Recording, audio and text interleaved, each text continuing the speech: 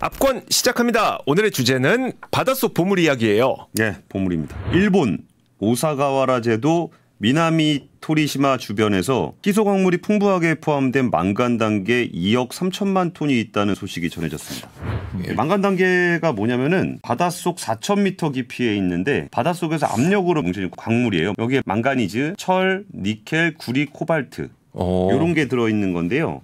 이게 40여 종의 금속 성분 포함되어 있고 망간 단계의 4대 주요 금속은 망간, 구리, 니켈, 코발트인데 다들 아시는 그 고효율 전기 배터리 원료로 쓰는 니켈과 코발트가 굉장히 풍부하게 함유되어 있습니다. 그래서 이 망간 단계가 발견이 되면 제대로 개발이 되면은 그 콩고의 코발트보다 더 많이 캘 수 있다.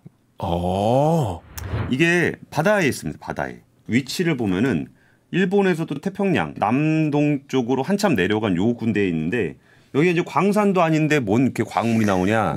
이 망간 단계는 원래 바닷속에 있는 물질이기 때문에 그래요. 근데 요게 2억 3천만 톤이면은 일본에서 한 75년 정도 쓸 수 있는 코발트. 그러니까 이게 검은 황금이라고 불립니다. 검은 황금이라고 불리고 요거 개발되면 구리광산 더 이상 안 캐도 된다. 그 정도로 양이 많다는 겁니까? 네, 코발트 뭐 이제 더 이상 콩고에 의존하지 않아도 된다. 뭐 니켈 인도네시아 두렵지 않다. 뭐 이런 광물이 바로 망간 단계입니다. 이것도 어떻게 돼 있냐면은 바닷속에 이렇게 널려 있습니다. 이렇게. 주워 오면 돼요? 주워 오면 됩니다. 이야. 이거를 이제 우리가 직접 가서 줍기에는 좀 무겁기도 하고 4,000m 물 깊이로 내려가야 되니까 이게 뭔가 좀 압력도 좀 심하고 그래서 이렇게 로봇을 내려보냅니다. 로봇을 내려보내서 싹 모아가지고 위로 이렇게 쭉 올리면 이게 바로 우리가 더 이상 광산을 캐지 않아도 되는. 광물 걱정은 없다. 광물 걱정 없다. 요미우리 신문에서 보도를 했었는데 2020년대 말까지 개발할 거고 일본 재단과 함께 2026년에 공동사업체를 출범을 하고 이제 상업화를 착수할 예정이다. 그리고 이제 망간 단계 빨아올리는 기술은 외국에 확립돼 있어가지고 이제 협력을 모색할 거다. 초기 채취 비용은 한 400억 이상 될 것 같다. 뭐 이런 얘기입니다. 그래서 요미우리 신문에서 뭐라고 얘기했냐면은 민간이 상업화에 성공하면은 경제 안보적인 측면에서 이점이 있을 거다. 히토류 매장 지역은 아프리카와 중국의 일부 치우쳐져 있어가지고 그게 좀 걱정인데 요거 하나면 게임 셋. 이게 바로 전설의 망간 단계입니다. 보물 많네요. 네, 보물 맞습니다. 그러니까 이 망간 단계에 대해서 좀 알아보면은 그 1868년에 북극의 카라해에서 최초로 발견이 됐어요. 영국의 챌린저호가 탐사를 통해서 이제 세계 대양 해저에 널리 이제 망간 단계가 분포돼 있다는 걸 알게 됐는데 보면은 망간 단계 분포 지역이라는 게 있잖아요. 그러면 태평양 여기가 지금 제일 좋은 데입니다. 클라리온, 클리퍼턴 균열대 그리고 이쪽 남태평양 쪽도 있고 그 나우루. 우리 또 방송했었던 압권 보시는 분들은 나우루 얘기를 좀 아실 수도 있죠. 옛날에 그 새똥으로 만들어진 인이 많은 나라 그런 데고 바다마다 다 있습니다. 인도양에도 있고 여기 뭐 대서양에도 있고 다 있습니다. 그리고 요 망간 단계가 보시다시피 이렇게 감자처럼 생겼거든요. 해저에 널려져 있고 그냥 들어 올리기만 하면 그걸 이제 재련한 다음에 아닌 건 다시 바다에다 집어넣고 뭐 그런 겁니다.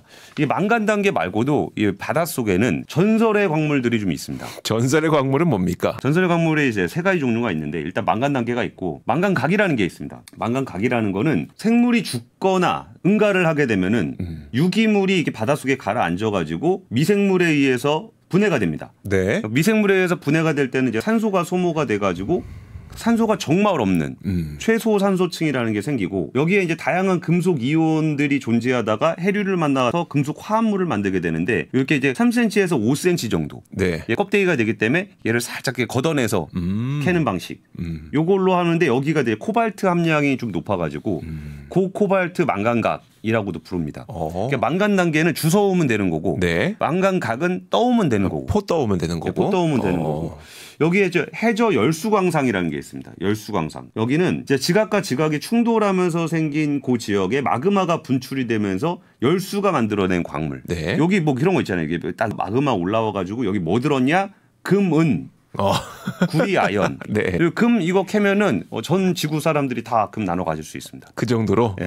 우리나라도 망간 단계 탐사를 오랫동안 추진해 왔습니다. 1970년대부터 미국, 독일, 일본 등 해양 연구가 활발하게 이루어졌고 우리나라는 84년부터 망간 단계 탐사 연구에 철수를 해서 1994년 세계에서 7번째. 그 7번째로 국제 해저 기구에 이제 광구를 등록하게 됩니다.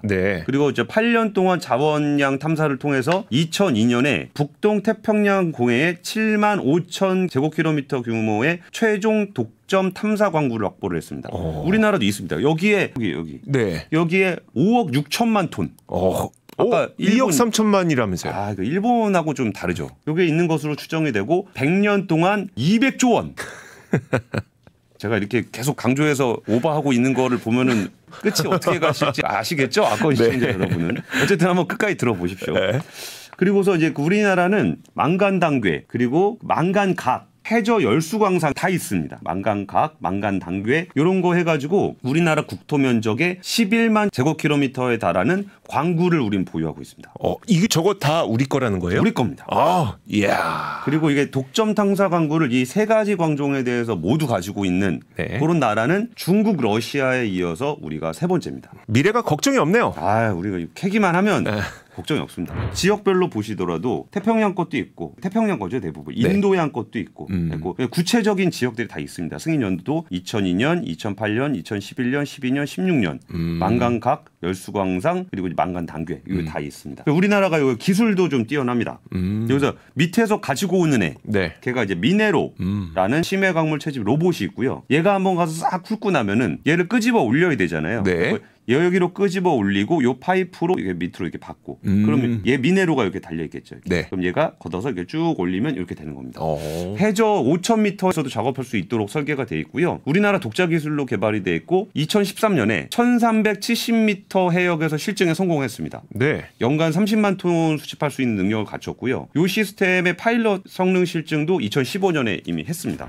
얘기만 들으면 어마어마하네요. 이제 광파신 거죠? 실제를 얘기해 주세요. 네, 이제 실제 얘기 드리겠습니다. 그러니까 우리가 이제 인류가 자원 문제를 해결했을 리가 없죠. 네. 망간단계 같은 해양 자원이 이제 생태계에 영향을 주지 않고 채굴을 할 수 있는가 이 부분이 검증된 게 없어요. 그러니까 세계 자연기금 같은 경우는 공식 성명에서 해저광물 채굴은 아직 무모한 활동이다. 우리는 아직 그 심해 생태계에 대해서 이해하지 못하고 있다라고 이야기를 하고 있습니다. 그러니까 어떤 영향을 줄지를 잘 모른다라는 거고 네. 기본적으로 아까 망간단계를 이제 퍼 올리는 과정들이나 망간각을 포를 뜨는 과정이나 그런 데서 이제 필요한 광물을 빼고 나머지는 다시 집어넣게 되잖아요. 그러면 해저 생태계에 어떤 영향을 줄지는 우리가 모르고 있는 거예요. 네. 그래가지고 이제 심해저 광물 채굴 방지 이니셔티브라는 게 있어요. 여기에 볼보 BLW, 구글이 참여를 하고 있고 한국 기업 중에는 삼성 SDI가 참여를 하고 있습니다. 네. 이 기업들은 해저 광물을 사용하지 않고 채굴 작업에 필요한 자금도 지원하지 않겠다. 이런 캠페인을 하고 있는 거죠. 그러니까 쓰지 않을 거야. 그리고 써도 되는지 잘 모르겠어. 뭐 이런 상황들이 계속적으로 이어지고 있다라는 거죠. 근데 이게 최근에 좀 논란이 좀 되고 있는 부분들이 있는데 가장 큰 이벤트라고 한다면 2021년에 나우루. 또 나우루입니까? 네, 나우루가 이 지역에서 내 바다에서 내 거 캐겠다는데 뭐가 문제야? 그래가지고 캐나다의 채굴회사 더 메탈스 컴퍼니. 더 메탈스 컴퍼니는 이 심해 광물 채굴에 있어서 제일 큰 회사입니다. 네. 2021년에 이거 캔다 그래가지고 주가 엄청나게 높았다가 폭락했습니다. 지금은 1달러. 더 메탈스 컴퍼니는 심해 인디아나 존스라고 불리는 제라드 베럴이 CEO로 있는데 심해 탐사 민간 회사 중에서 가장 유명합니다. 이게 어떻게 돼 있냐면은 국제 해저 기구라는 데가 있어요. 국제 ISA라고 부르는데 네. 여기에 어떤 그 조건 중에 뭐가 있냐면 신청을 하면은 2년 안에 우선 심의를 하게 돼 있습니다. 네. 그러니까 2년 안에 해야 되니까 2021년에 신청했죠. 네. 그럼 2023년이 지나게 되면은 공백 상태가 돼요. 네. 그러니까 내가 신청했으니까 캐면 되는 거 아니냐. 이런 거고. 아까 제일 큰 지역이 요 지역이라 그랬잖아요. 이 클라리온 클리퍼턴 균열대. 네. 여기가 제일 유명하거든요. 여기에 지금 히토류가 최소 210억 톤이 묻혀 있는 것으로 추정이 되고 있습니다. 네. 그래서 이거 캐면 이제 게임 셋이다라고 얘기하고 있는데 국제해저기구라는 곳을 만들어가지고 야 이거 다 캐는 거는 우리가 좀 상호 합의하에 하자라고 돼 있었는데 2021년에 신청을 해서 2023년 7월에 굉장히 큰 이슈가 됐었어요. 네. 이거 지나버리면은 캐도 뭐라 못하는 거 아니냐. 그래갖고 사실 더 메탈스 컴퍼니는 그 지역에서 뭘 하고 있긴 합니다. 네. 이거를 강제로 막을 방법은 별로 없어요. 근데 전 세계적으로 이제 환경단체라든지 뭐 이런 데들이 좀 반대를 하고 있는 상황이고 국가들도 적극적으로 탐사에 들어가 있진 않아요. 왜냐하면 이게 진짜 지구에 어떤 영향을 미칠지도 모르겠고 여기에 대한 여론을 알 수가 없는 것도 있고 너무 깊은 곳에서 가져와야 되기 때문에 경제성이 있는지도 좀 확인이 좀 안 돼 있는 상황입니다. 네. 근데 아까 2023년 7월까지 무조건 결론을 냈어야 된다 그랬잖아요. 네. 그래가지고 어떤 결론이 나왔었냐면은 2024년까지 법적 프레임워크 프레임워크를 만들기로 합의했어요. 그러니까 올해 안에 뭔가의 그 제도를 만들자라는 게 있었고 2025년 내년에는 그 만들어진 규정을 가지고 우리가 합의하자라는 얘기가 돼 있어요. 그러니까 이게 원래 국제기구가 여러 나라가 속해 있으니까 그 룰을 만드는 게 중요하고 룰을 합의하는 게 중요하죠. 근데 어쨌든 그 룰에 대해서는 올해 안에 합의하기로 했었고 내년까지는 채택을 하겠다라고 얘기는 하긴 했습니다. 하지만 요거는 이제 뭐 안 되면 어쩔 건데는 없어요. 근데 사실 뭐 국제기구라는 게 약간 그런 성격들이 좀 있긴 하지만 해저광물 관련해서는 그렇게 컨센서스가 아직까지 형성돼 있지 않은 거예요. 일단은 찬성론자들은 전기차 배터리 같은 청정 기술을 개발하려면은 해저 자원이 필요하다. 이걸 언제까지 그 지상에서 니켈 캐고 코발트 캐고 뭐 그래가지고 우리가 탄소 배출을 줄이기 위해서는 해저 자원이 필요하다. 그리고 그거 심해 감자 모양으로 있는 광석을 주워오는 건데 그게 무슨 환경 파괴가 심하겠냐라고 주장을 하고 있고요. 반대론자들은 이제 해양 생태계에 돌이킬 수 없는 파괴가 될 거다라고 반대를 하고 있습니다. 이 망간 단계가 이렇게 감자 모양으로 이렇게 생겼잖아요. 근데 요거를 만드는데 몇 밀리미터에서 몇 미터까지도 있긴 있대요. 근데 100만 년에 몇 밀리미터 정도로 자란다는 거예요. 그러니까 이게 다시 만들어지려면 우리 인류가 있을지 없을지도 몰라요. 그러다 보니까 이 망간 단계를 이렇게 널려 있긴 한데 이거를 갖다 그냥 써도 되는 거냐 라는 얘기가 좀 나오고 있는 거죠. 거의 다이아몬드급이네요. 그렇죠. 여기에 또 하나 논란을 짚었던 나라가 노르웨이입니다. 노르웨이요? 노르웨이는 전 세계에서 전기차 보급이 가장 많이 돼 있는 나라죠. 그렇죠. 그리고 자기들은 가스캐 가지고 팔고 그거 팔아가지고 전기차 보조금 주고 있는 그런 나라잖아요. 근데 노르웨이가 여기서도 그 심해 광물 채굴 추진을 하기로 해서 논란을 빚었어요. 노르웨이가 북극 지역에 본토와 북극핵 사이에 있는 지역에 광물 채굴을 시도하겠다. 그리고 보수당 같은 경우는 재생 녹색 에너지 산업은 광물이 필요하니까 이건 친환경 수단이다라고 좀 주장을 하고 있는 거예요. 그리고 노르웨이가 이제 자국 영토에서 한다라고 이제 이건 내 거니까 내 바다니까 독점적 심해 채굴권을 주장을 하고 있지만 러시아, 유럽, 영국은 여기를 인정하고 있지 않습니다. 뭐 이런 상황이고 그러면 여기서 이런 중요한 이슈에 제일 중요한 나라 이름을 얘기하지 않았죠. 미국이요. 미국이죠. 미국은 어떻게 하고 있습니까? 이제 일단 미국은 여기에 가입되지 않습니다. 국제해저기구에 가입이 안 돼 있어요. 유엔에서 유엔 해양법을 비준을 해야 국제해저기구에 가입을 할 수가 있는데 미국은 유엔 해양법을 국회에서 비준하지 않았어요. 그러다 보니까 국제해저기구에 속해 있지 않고 여기서 좀 특이했던 게 지난해 12월에 연장 대륙붕이라는 거를 미국 정부가 발표를 했어요. 대륙붕이 이렇게 있으면 여기에 연장된 요 땅도 여기도 내 거. 그러니까 북극, 대서양, 베링해, 태평양, 멕시코만 등 7개 지역에 99만 킬로미터를 자국 연장 대륙붕으로 선언을 했습니다. 이게 배타적 경제 수역이랑 또 달라요. 그래요? 배타적 경제 수역은 그 위에 바다를 얘기하는 거잖아요. 대륙붕은 바다 아래에 있는 영토를 얘기하기 때문에 요거는 국제 대륙붕 한계 위원회 이런 것들이 있어요.